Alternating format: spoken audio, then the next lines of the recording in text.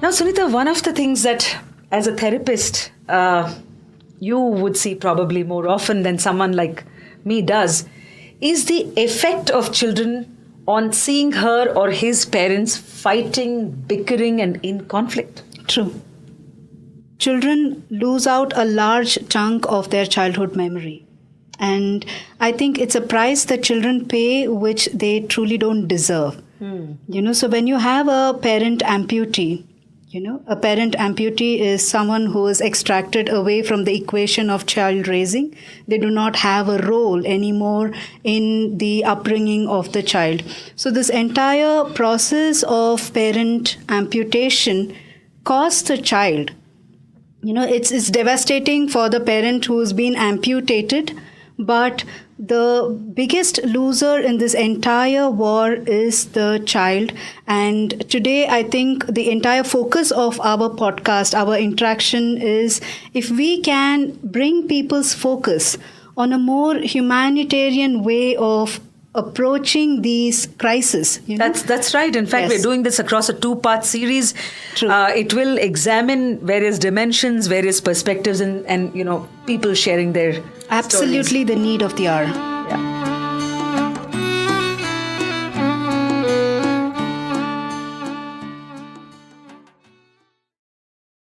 Here is a person who went through something very similar, was estranged from her child, was separated from her only child, but managed to channel that mother's grief into something that, that paved the path for so many other parents. We have with us, in fact, on the call, Gazal Raina. She is the founder of Milaap. It's a support group that is meant for parents who've been separated from their children. Gazal Raina, welcome onto the show. Hi, Vasanthi. Thank you so much for having me here. Gazal, we also have with us my co-host, Professor Sunitha Mani. And Sunitha is a therapist by training. But first to ask you, Gazal, that Milaap at the moment, if you want to tell our listeners, what is it all about? A big hello to Professor, and thank you for having me here. Milaap is a social support group. I started this group about 4 years back. I started it because I realized that there was no space or no community for parents who go through something called as estrangement and find support on dealing with that phase of life. So non-custodial parents, for the understanding of our listeners, are those who have not got the custody of their children following the divorce or separation. Is that right? Yes, that's right. Interestingly, in India, we don't hear much noise or talk about estrangement. I think it is catching up in the last few years. At the same time, the numbers are overwhelming. The numbers are heartbreaking. The stories are extremely sad when you hear how parents are not able to even have a phone call, a weekly phone call, which has been mandated by the courts for one of the parents followed through. So we don't have any organization who is probably declaring this, but we think this is a social pandemic. Generally, most people, when they go through an emotional crisis or a trauma, the tendency is to cut off or shut down or move away from anything that reminds them of, the previous experience. And I just sit here and wonder, how is it that you dived right into the nucleus of your pain and then created something, where you resurrected yourself and gave a platform for people who are suffering silently? When I initially went through the separation and the legal journey that was going on, I, of course, like a lot of people, experienced a complete rootlessness, in not just socially, emotionally, financially, as well as mentally. And I've said this a lot of times that what happened to me at one of those moments was like an aha moment. I was trying to, I was grappling to make sense of why this had happened to me, what was life doing to me. I was dealing with the enormous grief and loss of my family. Despite the separation and the divorce going on, there is a lot of loss and grief that you feel at the years gone by. Absolutely. And right there at that moment, I almost had a voice asking me, please understand why this is happening to you. What is the purpose of your life? And at that moment, it was such a wake-up call for me to ask myself this question, to look beyond just my own pain and understand what someone else like me would be going through. It was, I would say, almost like I would not say an instant transmutation of the pain, but a transformation of thought.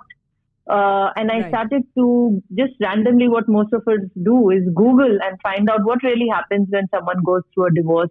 And I could relate to the information given, and I could understand that this is a phase of life which is extremely traumatic. It's listed actually in the top 3 or 5 most traumatic experiences someone could go through. Right. And I realized the need for finding a safe place, so where you would not be judged, where you would not probably be traumatized further, you would not be criticized.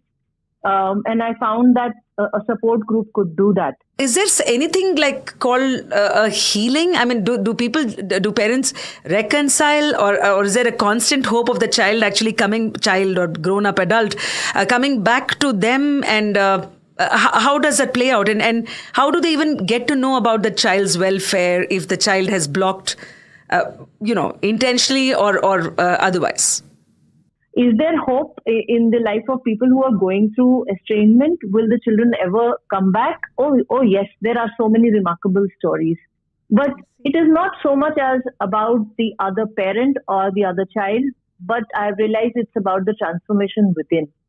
So what Milaap does is, one, create a safe space for people who can come and share that this is what I'm going through. There are so many people who have said, Gazal, I've never ever told someone that my children don't speak to me. And I can tell you it is more difficult for men than it is for women because of the reasons that probably all of us know, the way we are wired.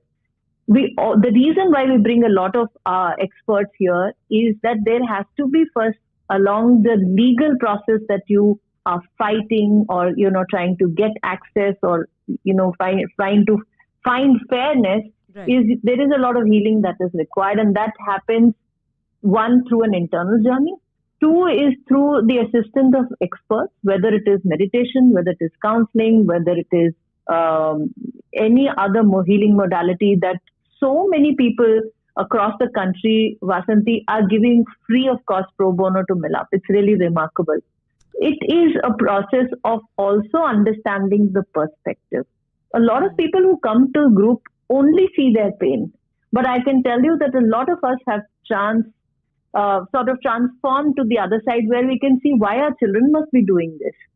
That's, I think, the biggest shift I have felt in the last 6 to 7 years that I started working on estrangement, around which I started Milaap, is I started to see what is it that my child would be feeling towards me. And somehow that's where you become the parent, and then you grow through that process of estrangement. What would your wish be? As in, what would really make things better in the existing system in India for the child? I mean, of course, the entire approach ought to be child-centric as one believes, but what is your wisdom on this? Right. A lot of couples can tide over their differences if they go through good, well-structured couples counseling, and that should be made mandatory before anyone enters the court. It can be made, couples can be made to pay for it. If I have to say so, when they're ready to pay the legal system, they should be put through at least 3 to 6 months of counseling. They may not agree to stay with each other anymore, but at least they will not have so much of angst against each other, and that's the reason that they cannot co-parent. Does the estranged parent have an additional responsibility of proving to be a good parent, Gazal? Oh yes. There is always pressure from media, from society, from our family, our own personal values that on parenting. There is intrinsically a questioning of yourself that you start going through of the so many years, right from the time your children are born to the role that you have played. And this could happen both to children who are experiencing alienation as well, estrangement. Right. They begin to question the memories. They begin to question, did my parent or did my child ever love me? Now, the thing is that most of us don't even have access to children. So how do you prove yourself? Whom do you prove it to? So the war is actually within. And that could be a very dangerous place to have a war or a conflict with. So there is a lot of guilt.